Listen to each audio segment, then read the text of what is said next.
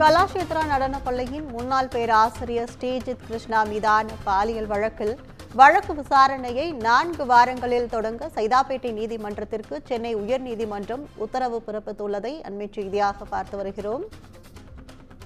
ஸ்ரீஜித் கிருஷ்ணா தன்னை பாலியல் துன்புறுத்தியதாக மாணவி அளித்த புகாரின் அடிப்படையில் ஸ்ரீஜித் கிருஷ்ணா மீது வழக்கு பதிவு செய்ய சைதாப்பேட்டை நீதிமன்றத்திற்கு சென்னை உயர்நீதிமன்றம் உத்தரவு பிறப்பித்துள்ளது.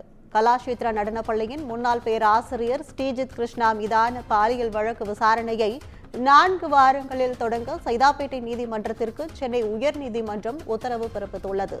ஸ்ரீஜித் கிருஷ்ணா தன்னை பாலியல் ரீதியாக துன்புறுத்தியதாக முன்னாள் மாணவி அளித்த புகாரின் பேரில் இந்த உத்தரவு பிறப்பிக்கப்பட்டுள்ளதாக அண்மை செய்தியை பார்த்துக் கொண்டிருக்கிறோம்.